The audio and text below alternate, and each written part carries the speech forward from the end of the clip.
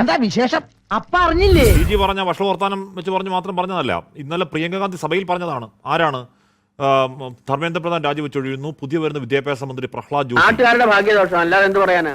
അല്ലേ സാറേ? ബാനു എന്ന് പറയുന്ന ഒരു യുവതിയെ ബലാത്സംഗം ചെയ്ത് ഈ പറയുന്ന വിവസ്ത്രയെ അവിടെ ഉപേക്ഷിക്കുന്നു. കൂടെയുള്ള 11 പേരെ കൊല്ലുന്നു. കൂടെയുള്ള കുഞ്ഞിനെ കാലേവാരി ഈ പറഞ്ഞ പാറക്കല്ലടിച്ച് കൊന്നു കളഞ്ഞ പ്രതികൾ നല്ല നടപ്പെടുത്ത് പുറത്തോട്ട് വിട്ടപ്പോൾ അതിന് അനുകൂലിച്ച ആളാണ് അവൻ കാണിച്ചത്.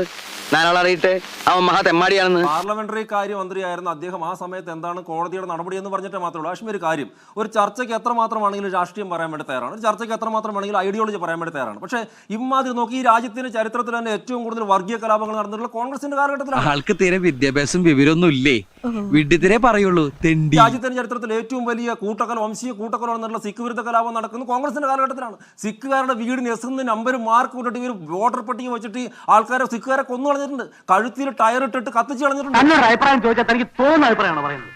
പിന്നെ തനിക്ക് തോന്നിയ അഭിപ്രായം ഞാൻ പറയണം? അങ്ങനെ അത്രമാത്രം കൊലപാതകം ചെയ്തിട്ടുള്ള, വംശീയ കലാപം നടത്തിയിട്ടുള്ള, ഈ രാജ്യത്തിന്റെ ചരിത്രത്തിൽ ഏറ്റവും കൂടുതൽ ആളുകളെ സമരം ചെയ്തപ്പോൾ വെടിവെച്ച് കൊന്നിട്ടുള്ള 1966 വെടിവെച്ച് ഡൽഹി സമരത്തിൽ വെടിവെച്ച് കൊന്നാണ് സമരക്കാരെ.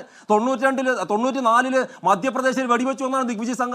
മനുഷ്യനെ നാണം കെടുത്താനായിട്ട് ഓരോ കോമാളി വേഷോട്ടോണ്ട് ഇറങ്ങിയിരിക്കുക. അങ്ങനെയുള്ള കോൺഗ്രസ് പാർട്ടിയുടെ നേതാവ് വന്നിരുന്നിട്ട് അയാൾക്ക് വായി തോന്നിയെല്ലാം വിളിച്ചു പറയുമ്പോഴത്തേക്ക് അതിനുള്ള ലൈസൻസ് കൊടുത്തിട്ട് ഹാഷ്മി കൊടുത്തിട്ടുണ്ടെങ്കിൽ അങ്ങനെ തോന്നുന്നതല്ല ഞങ്ങളുടെ ഐഡിയോളജിയും വിളിച്ചു പറയാമെന്ന് നടക്കൂല. ഇങ്ങനെയുള്ള ചർച്ചകൾക്ക് ഞങ്ങൾക്ക് യാതൊരു താല്പര്യമില്ല. മാന്യതയ്ക്ക് നിരക്കാത്ത, മര്യാദയ്ക്ക് നിരക്കാത്ത ഇത് ഇത്രയും വലിയ കുരിശാണെന്ന് ഞാൻ ബഹിഷ്കരിക്കുന്നു. രാജു പി നായർ പറഞ്ഞത് ഗോഡ്സെ, രാജു പി നായർ പറഞ്ഞത് തീവ്ര ഹിന്ദുത്വ രാഷ്ട്രീയത്തെ പറ്റിയാണ്. അങ്ങേ പറ്റി അല്ല, അങ്ങയുടെ രാഷ്ട്രീയത്തെ പറ്റി അല്ല. എന്റെ കാര്യം ഞാൻ ഏറ്റു. നീ നോക്കിക്കോളാ. ഇനി ഒരു നിമിഷം ഞാൻ ഇവിടെ നിൽക്കട്ടെ. സ്വന്തം ചരിത്രം അറിയാത്തവർ ഇത്തരത്തിൽ വന്ന് ചർച്ചയിൽ പങ്കെടുക്കരുത്. സ്വന്തം ചരിത്രം പഠിക്കണം. അവർക്ക് എന്താ വെച്ചാൽ ഇവർക്ക് വലിയ ഐഡന്റിറ്റി ക്രൈസിസ് ഉണ്ട്. വി ഡി സവർക്കർ ഇവർ RSS ആയിട്ട് അംഗീകരിക്കുന്നില്ല എന്ന് പറയും. പക്ഷെ സവർക്കറിന്റെ മുഴുവൻ ചിന്താധാരയും കൊണ്ടു നടക്കും. TG മോഹൻദാസിനെ ഇവർ അംഗീകരിക്കുന്നില്ല എന്ന് പറയുന്നു. പക്ഷേ RSSന്റെ ഭാഗമായിട്ടുള്ള ഹിന്ദു ഐക്യവേദി ഉൾപ്പെടെയുള്ള ആൾക്കാർ, അവർക്ക് തട്ടുള്ള ഏറ്റവും കൂടുതൽ RSS പ്രൊമോട്ട് ചെയ്യുന്നവർ അറിയാലോ. ഈ ശശികലയും RV ബാബു ഒക്കെ ഉണ്ടാക്കുന്ന വർഗീയ വിഷയം എത്രമാത്രമാണ് ഇവരെ ഏറ്റെടുക്കുന്നത്. ഇവരെന്നിട്ട് എന്ത് പറയും, നോർമലൈസ് ചെയ്യും. ഇത് ഇവർ കാണിക്കുന്ന ഡബിൾ ഗെയിമാണ്. ഞാൻ സൂചിപ്പിച്ചത് ചരിത്രത്തിൽ സവർക്കർ അദ്ദേഹത്തിൻ്റെ പുസ്തകത്തിൽ 1963 അദ്ദേഹത്തിൻ്റെ പുസ്തകത്തിൽ എഴുതിയിരിക്കുന്ന റേപ്പ് ഒരു പൊളിറ്റിക്കൽ ടൂളായിട്ട് ഉപയോഗിക്കുന്നതിന് മാത്രമല്ല, ഈ സമീപകാലത്ത് ഈ രാജ്യത്ത് നടന്നിട്ടുള്ള അക്രമങ്ങളിൽ, കലാപങ്ങളിൽ ഇതിലെല്ലാവരും സ്ത്രീകളെ രക്ഷപ്പെട്ടാണ്. ആ ബിൽക്കിസ് ബാനു കേസിൽ അവരെ വിട്ടയക്കുന്നതിന് വേണ്ടിയിട്ട് എന്തുകൊണ്ട് ഈ കേന്ദ്ര സർക്കാർ അത്തരത്തിൽ നിലപാടെടുത്തു? ആ കേന്ദ്ര സർക്കാരിന്റെ നിലപാടിനെ സാധൂകരിച്ച ഒരാൾ ഇന്ന് ഏറ്റവും അധികം പെൺകുട്ടികൾ പഠിക്കുന്ന വിദ്യാഭ്യാസ മേഖലയുടെ മന്ത്രിയായി മാറുകയാണ്. മുഖത്ത് ഞങ്ങളിനി എങ്ങനെ നോക്കും? തത്വം പഠിപ്പിച്ചാൽ മാത്രം പോരാ, പ്രവൃത്തിയിൽ. ചങ്കു ചോദിച്ചു രാഹുൽ ഗാന്ധി എവിടെ? കഴിഞ്ഞ ദിവസങ്ങളിൽ മുഴുവൻ നരേന്ദ്രമോദി തൊട്ട് ഇങ്ങോട്ട് എല്ലാവരും ചോദിച്ച് രാഹുൽ ഗാന്ധി സമരത്തിൽ ഇല്ല എന്ന് പറയാനാണ് ഉദ്ദേശിച്ചത്. എന്തോ കുത്തി പറയുന്ന പോലെ എനിക്ക് ഫീൽ ചെയ്യുന്നുണ്ട് കേട്ടോ. കുത്തിയില്ലല്ലോ, കുത്താൻ പോണല്ലേ ഉള്ളൂ. ശങ്കു, അങ്ങനെ ചോദിച്ച നിങ്ങളുടെ നരേന്ദ്രമോദി എന്ന് പറയുന്ന ഏകാധിപതിയുടെ വീട്ടുമുറ്റത്താണ് രാഹുൽ ഗാന്ധി ഇന്ന് വന്ന് നിന്നത്. മനസ്സിലായോ? തമാശ പറയാതെ അല്ല, കാര്യമായിട്ട് പറഞ്ഞതാ. എവിടെ എന്ന് ചോദിച്ചവന്റെ വീട്ടുമുറ്റത്ത് വന്ന് നിൽക്കാൻ ഒരു ഈച്ച പോലും കടക്കാത്ത സുരക്ഷ അടച്ച് നിങ്ങൾ വെച്ചിരിക്കുന്ന ഞങ്ങളുടെ അടക്കം നേതാക്കളുടെ ഓഫീസിലും മറ്റും IB ഉദ്യോഗസ്ഥരെ രഹസ്യ പണിക്ക് നിങ്ങൾ വിട്ടിരിക്കുന്ന IB ഉദ്യോഗസ്ഥന്റെ ഒരു ചെവിയിൽ കൂടെ പോലും കടക്കാതെ രാജ്യത്തെ മുഴുവൻ കോൺഗ്രസിന്റെ MPമാരെയുമായിട്ട് നിങ്ങളുടെ പ്രധാനമന്ത്രിയുടെ മുറ്റത്ത് വന്ന് നിൽക്കാൻ കോൺഗ്രസിന് അറിയാമെങ്കിൽ ഈ സമരം കൊണ്ടുപോകാനും ഞങ്ങൾക്കറിയാം. അതിന് ഈ ശംഖുവിന്റെ ആജ്ഞാപനത്തിന്റെ ഒന്നും ആവശ്യമില്ല. അതൊക്കെ കയ്യിൽ വെച്ചാൽ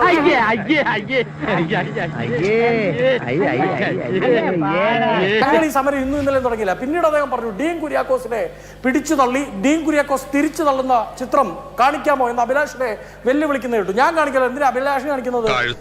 പെരുമ്പാമ്പ് വിഴുങ്ങി അവന്റെ തലയിൽ ഞാനൊരു കാര്യം പറയട്ടെ ശങ്കു, പോലീസ് അല്ലെങ്കിൽ ആ രാജ്യത്തെ ഭരണ സംവിധാനം അറസ്റ്റ് വരിപ്പിക്കാൻ വേണ്ടി, കയ്യാമം വെക്കാൻ വേണ്ടി വരുന്നതിലൊന്നും പ്രശ്നമില്ല. എവിടെ ഇതൊരു നടക്കി പോണ ലക്ഷണില്ല. ഞാൻ ഇവന്റെ 2 വാങ്ങിച്ചിട്ടേ പോവുള്ളൂ. കയ്യാമം വെച്ച ശേഷം ഈ ഇടിവണ്ടി എന്ന് നമ്മളൊക്കെ ഇവിടെ വിളിക്കുന്ന പോലീസ് വാനിന്റെ ഉള്ളിൽ കേട്ടിട്ട് രാജ്യത്തെ ഒരു നേതാവിനെ, ഒരു പാർലമെന്റേറിയനെ കൈകാര്യം ചെയ്ത് കളഞ്ഞേക്കാം. എന്ന് വിചാരിക്കുന്നുണ്ടെങ്കിൽ ഇനി ഇങ്ങനെയൊക്കെ പാടുള്ളൂ. ആ പാർലമെന്റേറിയൻ അവിടെ പോയി ഇതാ അയ്യോ എന്നോട് ക്ഷമിക്കണമേ, ഞാൻ ഇനി നിങ്ങളുമായി യുദ്ധത്തിനില്ല, നിങ്ങളുമായി ചേർന്ന് പ്രവർത്തിച്ചോളാമെന്ന് 7 തവണ മാപ്പെഴുതി കൊടുക്കാൻ കോൺഗ്രസ്സുകാരുടെ പാരമ്പര്യം ഈ പറയുന്ന വീർ സവർക്കറിന്റെ അല്ല, നിങ്ങൾ വീർ സവർക്കർ എന്ന് വിളിക്കുന്ന വിനായക് ദാമോദർ സവർക്കറിന്റെ അല്ല. പറഞ്ഞതെല്ലാം മഹേന്ദ്രന് മനസ്സിലായല്ലോ അല്ലേ? അടിച്ചാൽ പാർലമെന്റേറിയന്റെ മുഖത്തടിച്ചാൽ തിരിച്ചടിക്കാൻ തന്നെ കോൺഗ്രസിന് അറിയാം. ഗാന്ധി മാർഗം മാത്രമൊന്നും എല്ലാ കാലത്തും ഞങ്ങൾക്ക് വഴങ്ങില്ല. നിങ്ങൾ പറയുന്ന മറ്റേ ഈ മാപ്പെഴുതുന്ന പരിപാടി ഉണ്ടല്ലോ, അതും നിങ്ങൾ അവിടെ നാഗ്പൂർ ആസ്ഥാനത്ത് നിങ്ങളുടെ കൂട്ടരെ പഠിപ്പിച്ചാൽ മതി, ഞങ്ങളെ പഠിപ്പിക്കാൻ വരണ്ട. തിരിച്ച് ആക്രമിച്ചിട്ടുണ്ടെങ്കിൽ പ്രതിരോധിച്ചിട്ടുണ്ടെങ്കിൽ അത് തന്നെയാണെന്ന് ഈ സമരത്തിന്റെ മാർഗം. എന്താ തെറ്റ്? നേരത്തെ എ റഹീം പറഞ്ഞത് വളരെ കൃത്യമാണ്. അവിടെ ഈ വിദ്യാർത്ഥികൾ ആദ്യം ഹങ്കർ ഫാസ്റ്റുമായാണ് മുമ്പോട്ട് പോകുന്നത്. ഇപ്പോ ഇദ്ദേഹം ചോദിക്കുന്നത് കേട്ടു, എന്താണ് നമ്മുടെ ശങ്കുറ്റി ദാസ് എന്തെങ്കിലും പെർമിഷൻ എടുത്തിട്ടുണ്ടോ? എടുത്തിട്ടുണ്ട് ശങ്കു. ജന്തർ മന്ദറിൽ സമരം ചെയ്യണമെങ്കിൽ അവിടെ ഡൽഹി അതോറിറ്റിയുമായി സാങ്ഷൻ എടുക്കാതെ അവർക്ക് സമരപന്തൽ കെട്ടാൻ പറ്റില്ല. അവരവിടെ അങ്ങനെ തന്നെയാണ് സമരം നടത്തിയത്. ആ പറയുന്ന മനുഷ്യനെ നിങ്ങൾ അവിടെ നിന്ന് അറസ്റ്റ് ചെയ്ത് കൊണ്ടുപോകുന്നുണ്ടല്ലോ, ചൈനയിലൊക്കെ മുഖം കെട്ടുന്നത് പോലെയാണ്, മുഖം മറയ്ക്കുന്നത് പോലെ. എന്തിനാ ഈ മുഖം മറച്ച് നിങ്ങൾ അറസ്റ്റ് ചെയ്യുന്നത്? അദ്ദേഹത്തിന്റെ മുഖത്തിന്റെ ഏതെങ്കിലും ഒരു ഇമോഷൻ പോലും നാളത്തെ പത്രങ്ങളിൽ വാർത്തയാവരുത് എന്ന് നിങ്ങൾക്ക് വാശിയുണ്ട്. മനസ്സിലാക്കാൻ എന്റെ പാർട്ടിക്കാരെ പോലെ തന്നെ നിനക്കും കുറച്ച് ടൈം എടുക്കും. അപ്പോ ആ സമരം ഉയർത്തിക്കൊണ്ടുവന്ന ആവശ്യങ്ങളെ മുഴുവൻ വെള്ളത്തുണി കെട്ടി അങ്ങ് കബറടക്കിയേക്കാം എന്ന് കരുതിയവരുടെ കരണത്തേറ്റ അടിയാണ് ചങ്കു ഇന്നത്തത്. കരണത്തേറ്റ അടി. നിങ്ങൾ ഈ സമരം ചെയ്ത വിദ്യാർത്ഥികളെ അവര് മുമ്പോട്ട് വെക്കുന്ന വിഷയത്തെ മുഴുവൻ അങ്ങ് അറസ്റ്റ് ചെയ്ത് കബറടക്കിയേക്കാം എന്ന് ചിന്തിച്ചിട്ടുണ്ടെങ്കിൽ അത് നടക്കില്ല എന്ന് കേരളത്തിലെ രാജ്യത്തെ വിദ്യാർത്ഥികളും യുവജനങ്ങളും തെരുവിലിറങ്ങി കാണിക്കുകയും അതിന് കോൺഗ്രസ് പിന്തുണ നൽകുകയും ചെയ്തതാണ് ഇന്നത്തെ സമരം. രാഘവൻ പറഞ്ഞത് വാസ്തവം. 56 എക്സാം പേപ്പറുകളാണ് ശങ്കു നിങ്ങളുടെ കാലത്ത് ലീക്ക് ചെയ്യപ്പെട്ടത്. നിങ്ങൾ 2014 നീറ്റ് തുടങ്ങിയപ്പോഴത്തെ കേസിന്റെ കാര്യം പറഞ്ഞല്ലോ. പക്ഷെ 156 പേപ്പറുകൾ രാജ്യത്ത് ലോകത്ത് ഏതെങ്കിലും സർക്കാരിന്റെ കീഴിൽ ലീക്ക് ചെയ്യപ്പെട്ടിട്ടുണ്ടോ? ശരിയല്ലോ? അതെ അതെ ശരിയാണ്. 156 പേപ്പറുകൾ ലീക്ക് ചെയ്തു. അനൌദ്യോഗിക കണക്ക് 78 വിദ്യാർത്ഥികൾ ആത്മഹത്യ ചെയ്തു. 78 വിദ്യാർത്ഥികൾ. ഔദ്യോഗികമായി ക്രൈം റെക്കോർഡ്സ് ബ്യൂറോയുടെ കണക്ക് പറയുന്നത് 36 വിദ്യാർത്ഥികൾക്ക് കെട്ടി തൂങ്ങേണ്ടി വന്നു. നരേന്ദ്രമോദി ഭരണത്തിന്റെ പിടിപ്പ് പ്രശ്നമാക്കണ്ടെന്നോ? ഇത്തരം നിരുത്തരവാദപരമായ നടപടികളാണ് താല്പര്യം തുടക്കം വെക്കുന്നത്. പിടിപ്പ് കേടുകൊണ്ട് എന്നിട്ടിരുന്ന് വർത്താനം പറയാം. വലിയ തെറ്റായി പോയെന്ന് എനിക്ക് ഇപ്പൊ തോന്നുന്നു. ഇപ്പൊ തോന്നിയിട്ടുണ്ട് ഫലം. നാണെന്ന് പറഞ്ഞൊരു സാധനം വേണ്ടേ?